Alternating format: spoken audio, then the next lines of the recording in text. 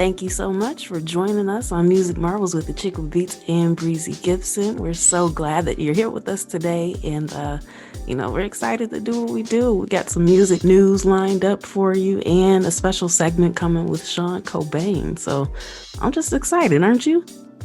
Oh yeah, and it's just a wonderful thing. Especially got Bane back in the house. So yeah, let's do this. All right, let's go.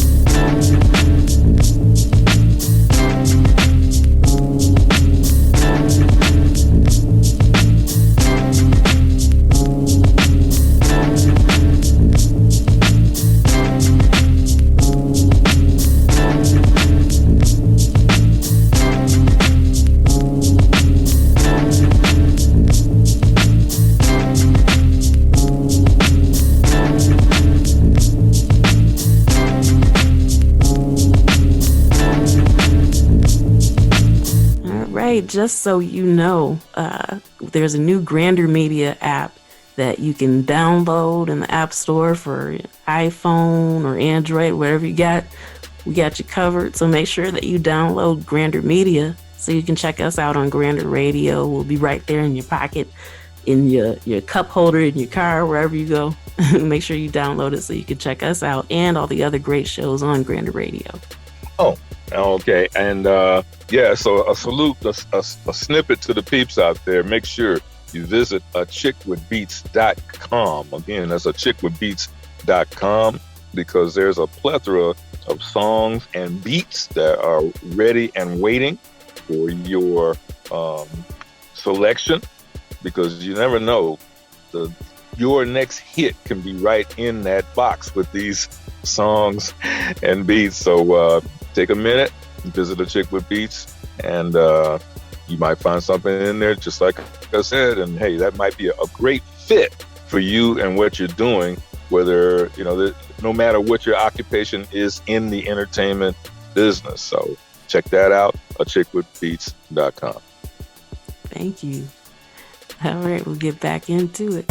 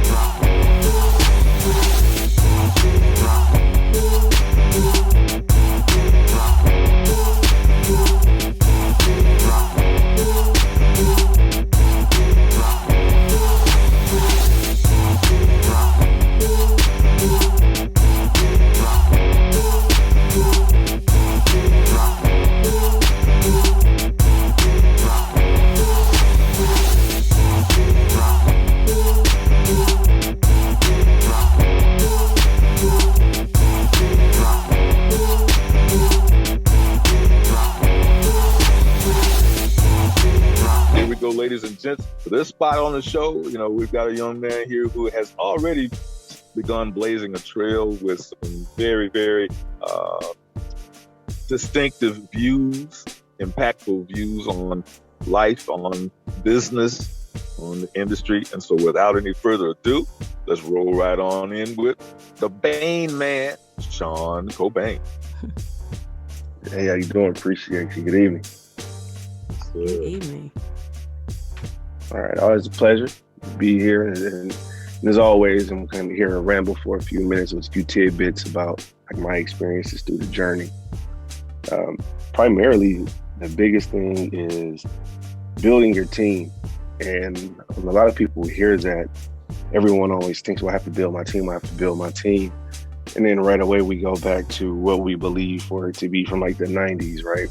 You had your street team. You had the people behind you.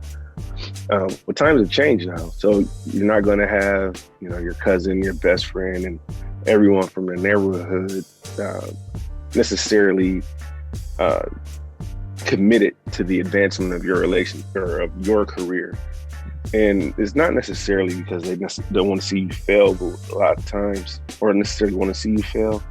A lot of times, especially in entertainment, when you start, of course, everyone knows how this journey is. You're spending a lot of money, it's a lot of time spent going out and you don't necessarily receive a whole lot. So people tend to kind of look at that as like a hobby in a sense, because they can never remove, how they know you personally. And what I've found is we start off doing deals or businesses with people, like-minded individuals that within the game. And I noticed that there was a lot of, it was almost like going uphill on a muddy day. It was like we're always spinning our wheels a little bit when it came to friends or et cetera, et cetera. And it was just one of those things where actively I just tried it, started working with different people who didn't know me. Our only common denominator really was, we pay for your service and then you supply XYZ. Well, I started to notice that those transactions started to be more fruitful. And for whatever reason, right? There's multiple things that go into the equation. But I think when people think about building a team, is they forget that sometimes when you're out in public, like my thing now, I will bug you. As soon as I meet you, you talk a little bit. If you're around people and I kind of feel it, I'll ask you what you do next. And I've gotten so much more organic leads and connections off of just simply investing in people and asking them questions. Because they may do something that I don't do. So, if they're not into photography, if they're a model, if they're into something else. And it's just really that building that networking is built off of like personal references, right? Like my accountant, she works off of personal references. She does not advertise at all. And the reason she's able to do that is because she's established herself for years of being consistent, and people just tell X, boom, boom, boom. So now what you have, instead of one person being dedicated to one team, you have a hub of individuals who do different things, who know other people, and all because of good business, good commitment. Now you have other people shopping your brand for you.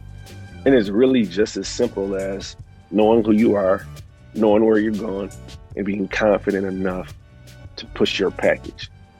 And you have to practice that, right? A lot of people just think, well, like, no, you didn't spend a lot of time. You should be talking in the mirror. You should be recording yourself. You should be doing all these things so it'll help you be more comfortable with yourself. Like video shows us posture and other things, other habits that we may have when it comes down to negotiating. And negotiation doesn't always have to be about money, especially in the beginning. Barter. You have a service, they have a service, sign a contract, nothing predatory, very simple, and you're there. So when you're talking about building a team, you want to build your team not necessarily with people from your circle, people from your neighborhood or environment. That's fine if you have that. But you want to make sure it's functional and everyone gets something out of the deal. You don't just want people around you. You want to enable everyone around you to have something that they do. So if someone likes pictures, someone likes beats, you find a way to funnel them to that lane, expose them to that. And you never know, that person may open up in that part of your career. That could be a part that they help expand on. And you do it with keeping people out of your pocket. You know, you enable everyone to make money, so you won't have the MC Hammer effect. I've rambled enough, but that's pretty much it in a nutshell. It's just when you're building your team, it's not necessarily like an allegiance. You know, everyone that you do business with is not a business partner, right? It's a transaction, and within that transaction, a lot can be learned. You know, take their ideas, or not take their ideas, but bounce ideas, their experiences with marketing, XYZ. These are all things that we're leaving on the table that most people just give you just because they're frustrated or they learn something new about the process and they're excited in the beginning, right? Well, you don't have to be predatory about it, but if you're going to ask for something, make sure you give something back. Man, I wish this was one of those shows where we had the air horns, like,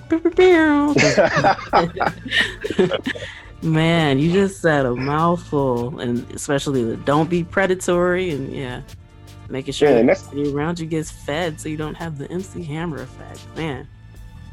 And that's the main thing. Everyone is so worried about making sure that they get theirs. I'm like, hey, if you do it right in the beginning, you know, it's simple things, even like far as split sheets, and you know, it's just common things like that can protect everyone. And like, if you start doing that with your friends and you get comfortable doing that, and that's before the money starts, right? You're just making deals for the back end. Understand the industry standard, understand what they do. You'll be more comfortable when the time is there, and all of a sudden it won't be a new process for you. Hey, I've been doing this since the beginning. So now if people don't want to take out paperwork, you know something. And then it increases your overall worth and value to larger entities, et cetera, because they want to see that you can market yourself, you know, that you can handle certain things, boom, boom, boom, before you get that opportunity. So everything is around us. We just have to really be careful of what we embrace. And the other parts of that is the algorithm. What you search is what's going to chase you. So if you're having a whole lot of time and you're not getting certain places, you may want to change your approach to your search. Because I know naturally when you go to these pages, they put these trackers on you, and naturally I get these, get these ads, et cetera. So change the way you're searching things. If you're having troubles and you're getting information, I don't really know exactly what to tell you, but kind of be creative a little bit to where you kind of trick these things, and then you'll naturally start to get that information funneled your way. Man, these are hot tips. What do you say, Breezy? That's right. So, you know, that's part of that Bane experience. You know, he comes in, Shon Cobain coming in, taking no prisoners, but hitting straight to the heart with some deep topics and that are very, very relevant. Yes, and we definitely appreciate you for it. You know, we always enjoy having you on, and we're so thankful that you share your knowledge with our listeners and us as well. So, you know, keep doing what you do. We appreciate you. And if you could, make sure that you drop your information so people know where to check you out. Awesome. Always a pleasure. I appreciate you all for allowing me to have this platform. Definitely take it serious. Catch me at Shon Cobain on Instagram, ShonCobain, as well as Lyrical Ambush on Instagram, Lyrical Ambush ENT. And if that's a mouthful for you, just Shon Cobain, ShonCobain on Instagram. Awesome. Thank you so much. Thank you. Man, he always comes by and shares so much knowledge and information. You know, it's really, really great having this network with him, and, you know, everything that he mentioned about network building, you know, make sure you take that to heart. It's something that no matter how long you've been in the industry or how much you grow, it's something that's always beneficial. So, you know, take it to heart, apply it, and make sure that you check him out on all the social media networks. Yeah, that's really strong right there. So make sure you do. All right. We'll be back with some music industry news right after this.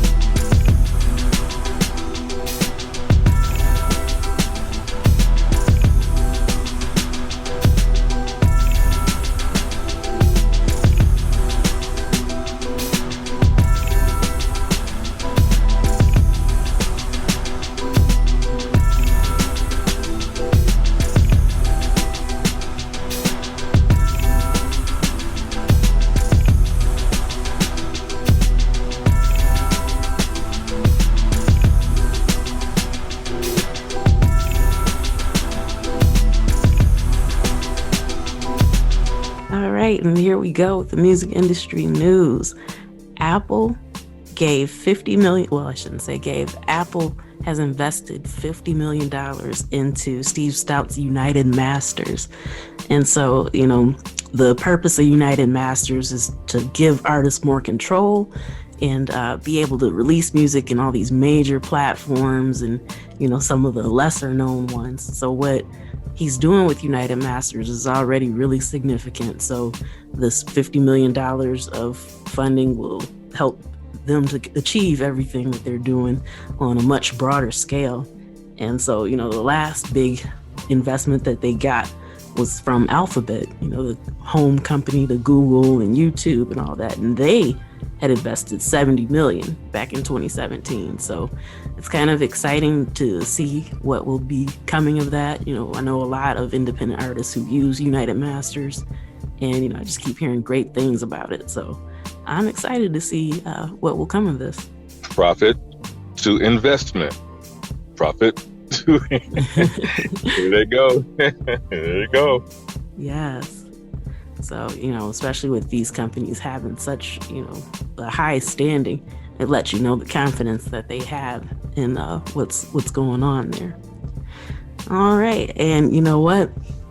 I think that this will be a topic for a while on this show, but more NFT news.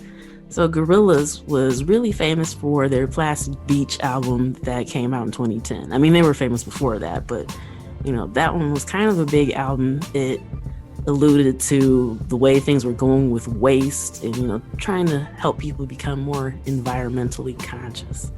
So, it's a good thing.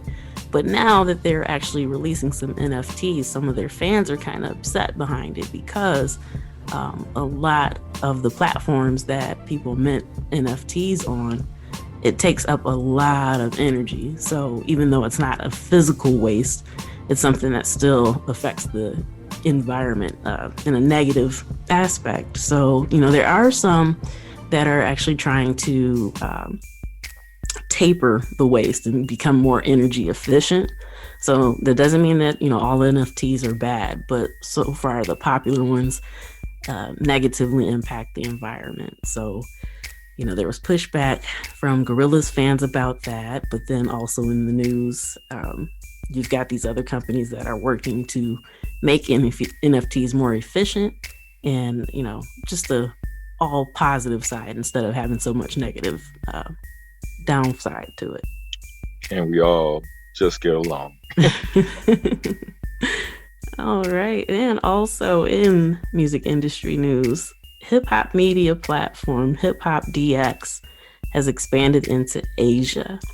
And just so you know, most of the headlines that refer to this say Warner Media owned, and I just kind of need to reiterate that a lot of these major hip hop platforms or blogs are owned by record labels. So this isn't, a bad thing because they can still offer value, but it also means that as you're reading some of these articles and reviews, you need to know who's actually behind it. So trust your ears more than anything a journalist says. But, it'll be interesting to see what happens as they expand into Asia. There's a lot of hip hop talent there. So it's a move that makes sense. And, I'll be excited to see how those platforms kind of cross over and how much of that we'll be able to see here in the United States, because I believe that a lot of people in the US aren't aware of how far and wide impacting hip hop is. So, you mention it to someone here, the first thing that comes to their mind is New York, Atlanta, California, and some of these other places. But hip hop is without borders, and there are people that are sticking to the true roots, the true essence of it. They're keeping that golden era alive. So, if you're into hip hop like that, and, maybe you haven't checked out some of these artists in these emerging areas, you definitely should. So, yeah, keep an eye out for Hip Hop DX Asia. Well, you hit it right on the head when you said hip hop is a genre without borders. So there you go. Indeed. All right.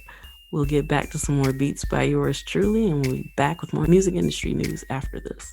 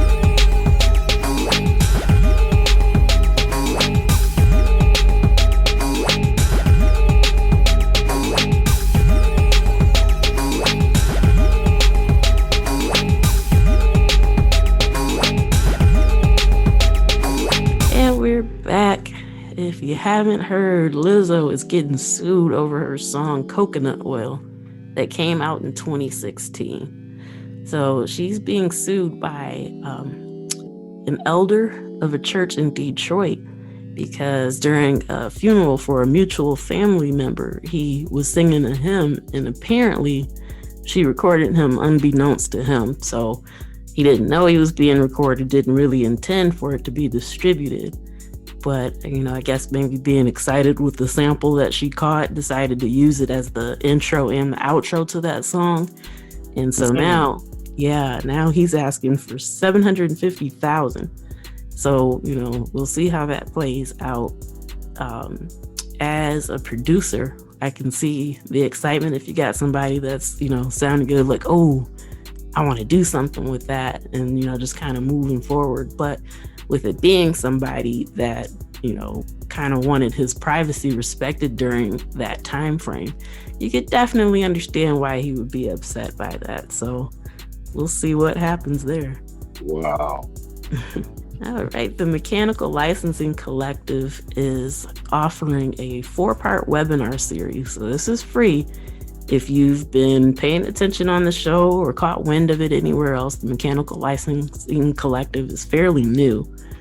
But, since there's so many different ways for artists to earn revenue from their music, but it's not happening. So the money has been being collected on other ends, but not being distributed. And so that's why the Mechanical Licensing Collective has, formed to make sure that artists get that money that is due to them. So, if you're an independent artist and you got your music out there on all these different platforms, you definitely need to sign up. So if you visit their website, or you can check out our Facebook group, we'll have the information posted there for you to be able to sign up. But, go there and make sure that you check out the webinars that they have available. It'll be taking place every Thursday in April. So, if you have questions about it, you're not sure how it works, you want all the nitty gritty details, go ahead and do that. They're only 30 minutes long.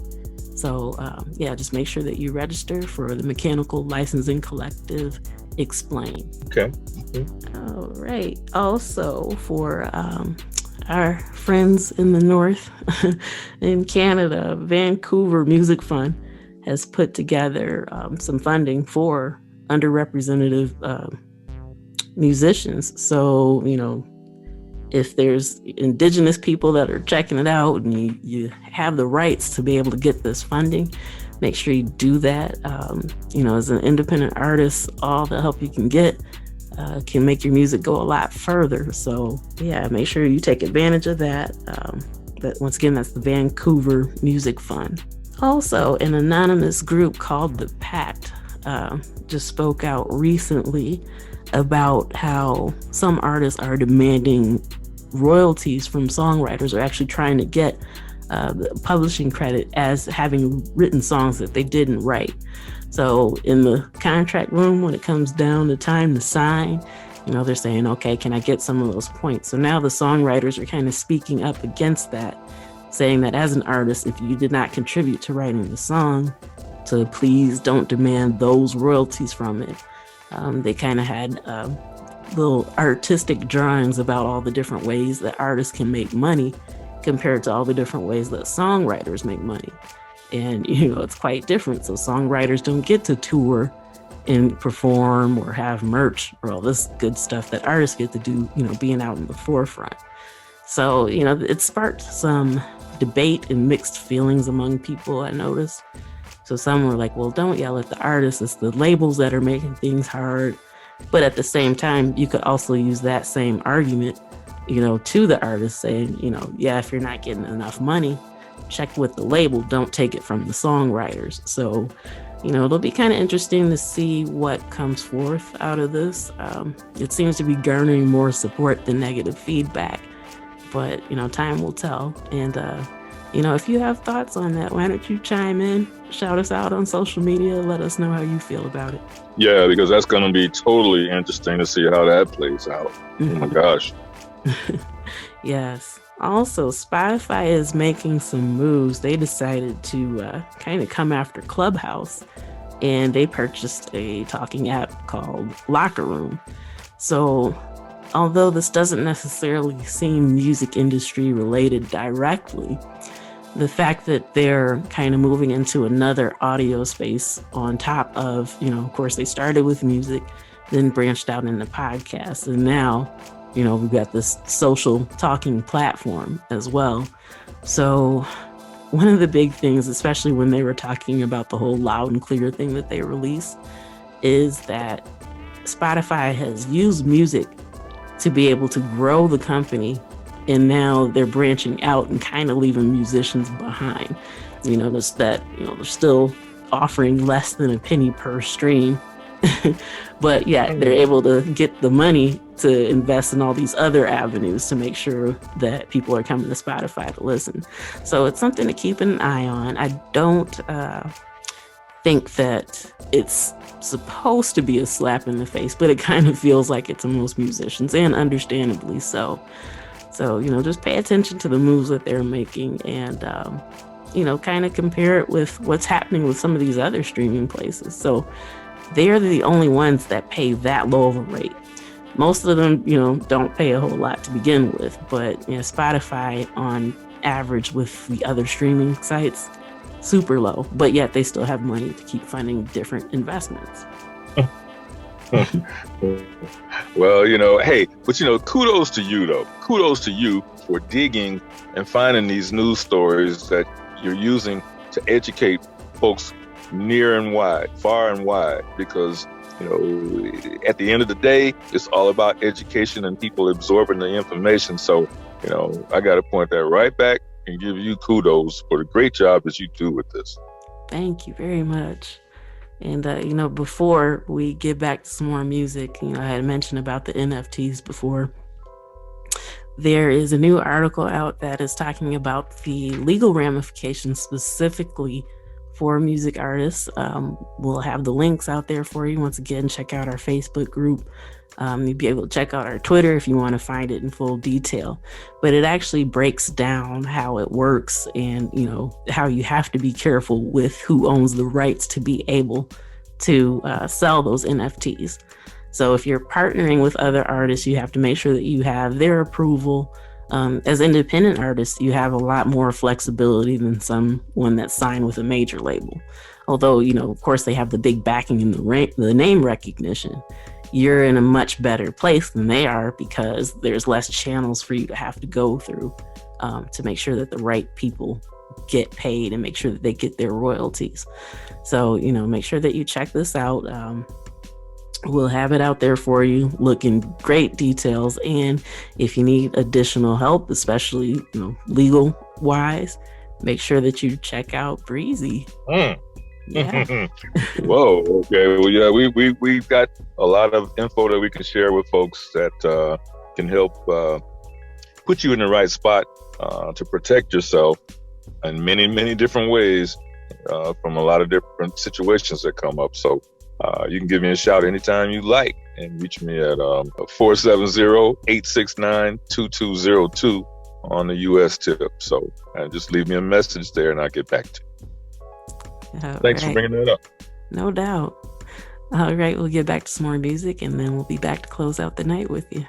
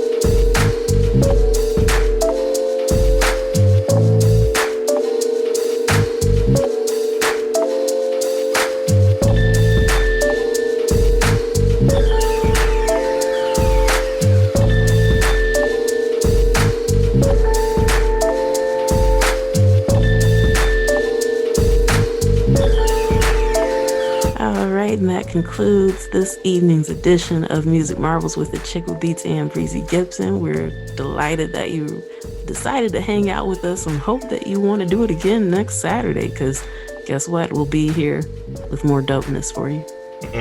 Can't wait. All right, so same time, same place. Tune in, tell a friend, and we'll see you then. Peace.